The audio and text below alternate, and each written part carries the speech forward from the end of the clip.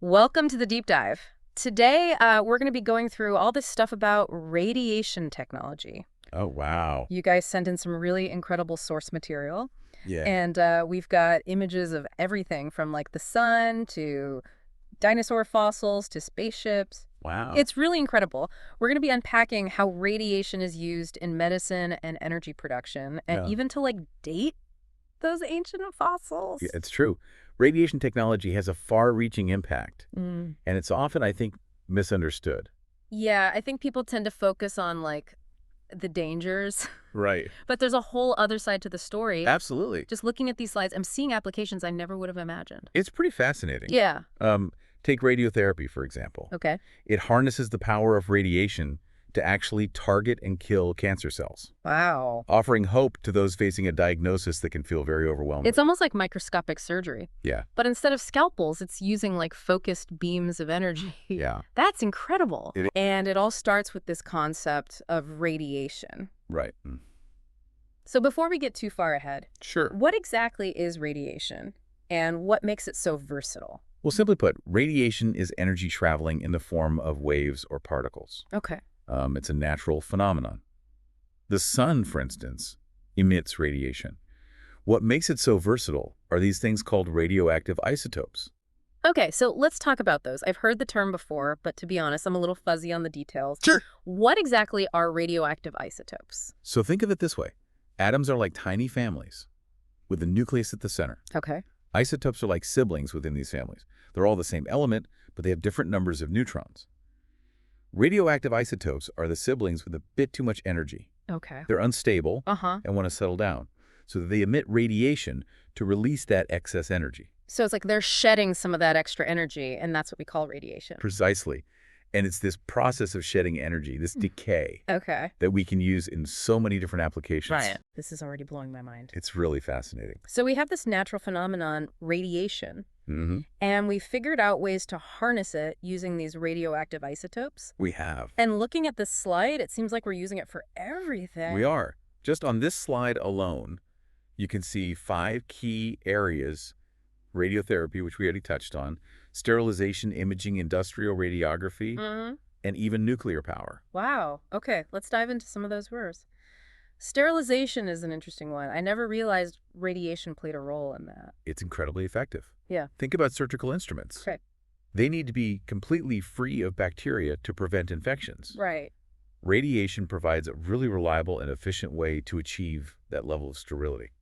So it's not just about medical equipment. This must have huge implications for food safety as well, right? Absolutely. Re- Food irradiation is a very common practice. Really? It uses radiation to kill bacteria and other pests, Mm. extending shelf life and reducing the risk of foodborne illnesses. You've probably eaten irradiated food without even realizing it. No way. That's pretty amazing. Okay, what about imaging? I know X-rays use radiation, Mhm. but are there other types of medical imaging that rely on this technology? Certainly, beyond X-rays, we have CT scans and PET scans, Okay. which provide even more detailed images of internal structures. Hmm. Imagine being able to see inside the human body with incredible clarity, Yeah. all thanks to radiation.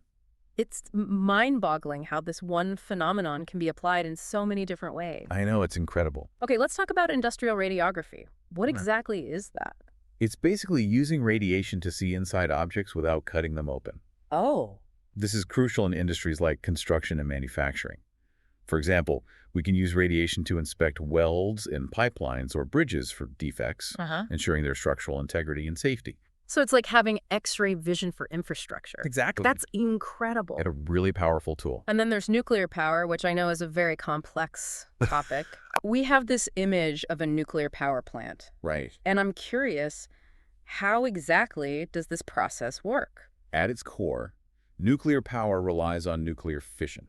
Okay. This is where the nucleus of an atom, usually uranium, is split. Okay. This splitting releases a tremendous amount of energy in the form of heat. So it's like we're splitting atoms to generate energy. Yes. And this heat is then used to create steam, Okay. which drives turbines to generate electricity. It's a very powerful and efficient way to produce energy. But of course, nuclear power comes with its own set of challenges, right? Indeed. One of the biggest concerns is the radioactive waste produced during the fission process. Okay. It requires careful management and long-term storage solutions to prevent any harm to the environment or public health. Right, that's something we need to consider carefully. But I also know that nuclear power doesn't produce greenhouse gases, Yep. which is a major advantage in the fight against climate change. Exactly. So the debate around nuclear power is really about weighing the benefits of clean energy production against the risks associated with radioactive waste. It's a complex issue with no easy answers. It definitely seems like we need to find a way to balance the pros and cons. But before we dive deeper into that debate, let's shift gears to something that's always fascinated me. Sure. Radiometric dating. I've always wondered, how can scientists possibly know the age of something like a dinosaur fossil? That's where the concept of radioactive decay and half-life comes in. It's like having a clock Oh. that's been ticking since the formation of the object. Okay, I remember you mentioned half-life earlier. Can you remind me how that works again? Think of it like this. Imagine a pie. Each time you cut it in half, you have half the amount you started with. Okay. Radioactive isotopes work in a similar way. Correct. Their half-life is the time it takes for half of the atoms in a sample to decay into a more stable form. So if we know how long it takes for half of the radioactive material to decay, we can calculate how long it's been decaying and therefore how old the object is? Precisely.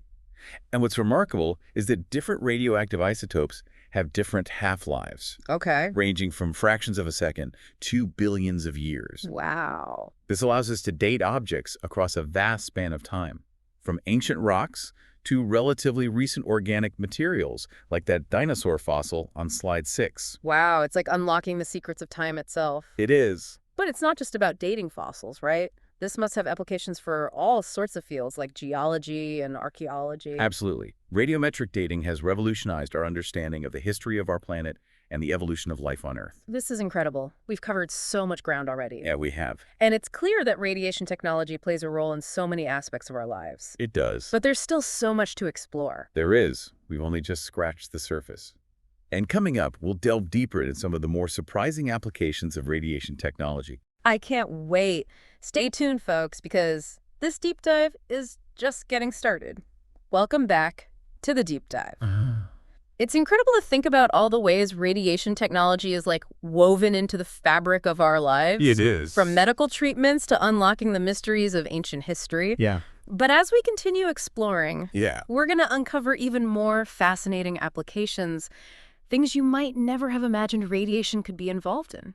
I think that's true. I'm ready for more mind-blowing revelations. Okay. But before we get to those, I'd like to touch on something that's been on my mind. Sure. Safety. I think it's natural for people to feel a bit apprehensive about radiation, Yeah. given its potential dangers. Right. So how do we balance that? Absolutely. And that apprehension is understandable. Yeah. Radiation safety is paramount Okay. whenever we're dealing with this powerful force. But what's important to remember is that we've developed really robust safeguards and protocols to ensure its responsible use. So it's not like we're just haphazardly throwing radiation around without any regard for the risks. Not at all. There are strict regulations and safety measures in place at every level, from the handling and storage of radioactive materials to the disposal of waste. Okay. In medical settings, for instance, imaging techniques are constantly being refined to use the lowest possible dose of radiation while still providing clear and accurate diagnoses. That's reassuring to hear. Yeah. It sounds like the focus is always on minimizing exposure Yes. while maximizing the benefit. Precisely. And this principle applies not just to workers in radiation-related fields, but also to the general public. Yeah. The goal is to keep everyone safe while still harnessing the incredible potential of radiation technology. Speaking of maximizing benefits, Sure. let's circle back to nuclear power for a moment. Okay. We talked about the challenges of waste disposal. Right. But I'm curious about the other side of the equation. Okay. How are scientists working to make nuclear power safer and more sustainable? That's an area of intense research and development right now. Scientists are exploring new reactor designs, including smaller modular reactors that offer enhanced safety features and reduce the overall amount of waste generated. Okay. They're also investigating advanced recycling techniques to extract more energy from the existing nuclear fuel, minimizing waste even further. So it's like a multi-pronged approach. Improving reactor design, reducing waste, Yeah. and finding ways to reuse what we already have. Exactly. It sounds like there's a lot of innovation happening in this field. There is. Hmm. And it's driven by a growing awareness that nuclear power, with its low carbon footprint, could play a vital role in addressing the urgent need for clean energy sources. Right, that makes sense. As concerns about climate change continue to mount, we need to explore all viable options. We do? And it seems like nuclear power is becoming increasingly relevant in that conversation. Absolutely. But before we get too far ahead of ourselves, let's return to our list of fascinating applications. Okay. We talked about radiotherapy, sterilization imaging, and industrial radiography. What else have you got up your sleeve? Let's talk about something that might surprise you.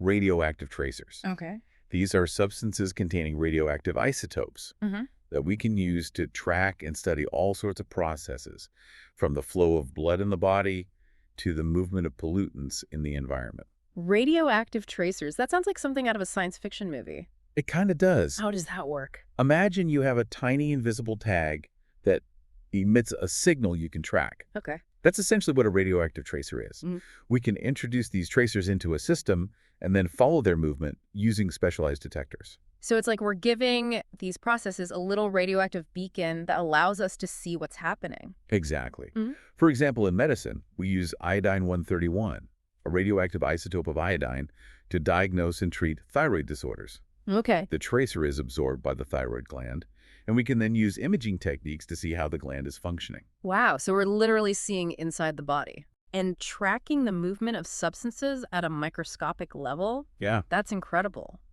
And it's not just limited to medicine, right? Right. You mentioned environmental applications as well. Right. For example, we can use radioactive tracers to study how pollutants move through groundwater, or to track the dispersal of pesticides in agricultural settings. Yeah, okay. This information is vital for understanding and mitigating environmental contamination. It's amazing how this one technology, radioactive tracers, can be applied across such a diverse range of fields. It is. It really speaks to the power and versatility of radiation. It does. But we can't forget about the challenges we talked about earlier, particularly the risks associated with radiation exposure. Absolutely. Safety is paramount. And that's why there's ongoing research and development focused on minimizing those risks.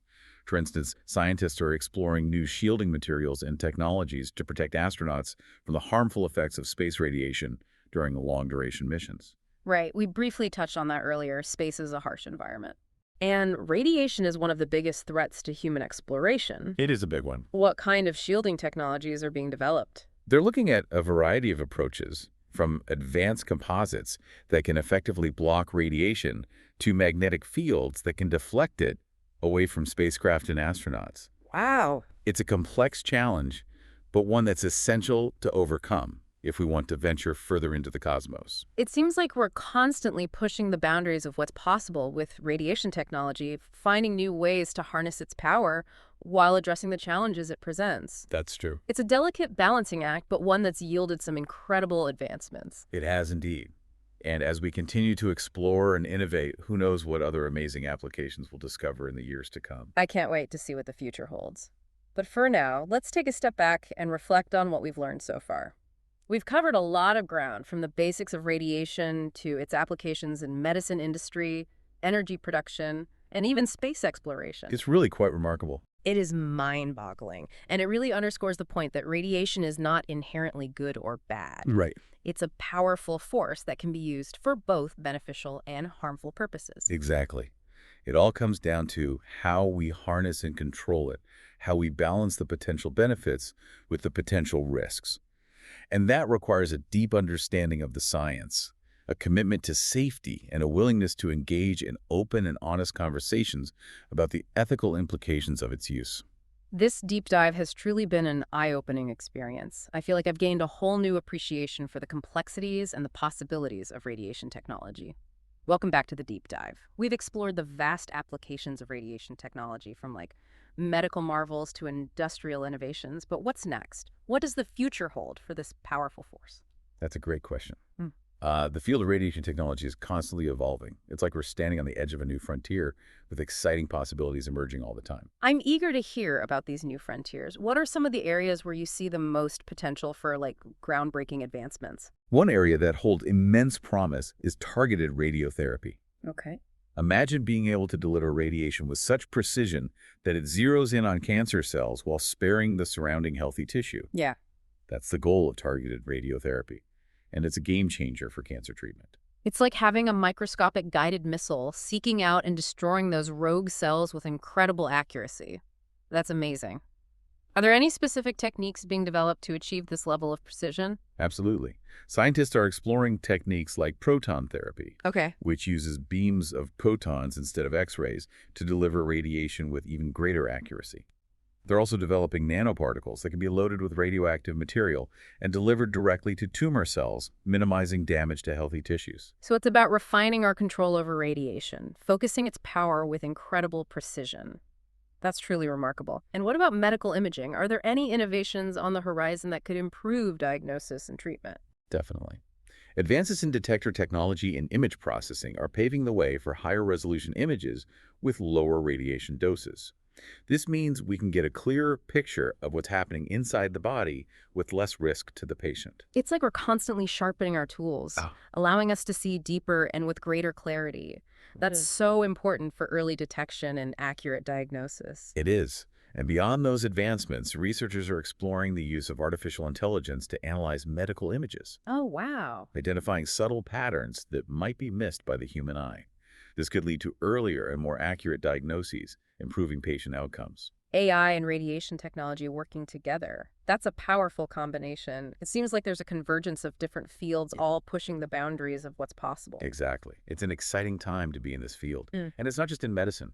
We're seeing innovations in nuclear power as well. As we discussed earlier, safety and waste disposal are major concerns. Mhm. But scientists are tackling these challenges head on, developing new reactor designs and fuel cycles that are safer, more efficient, and produce less radioactive waste. So could nuclear power play a larger role in a sustainable energy future?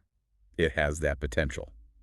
As concerns about climate change escalate and the demand for clean energy sources grows, nuclear power with its low carbon footprint is being reconsidered as a viable option.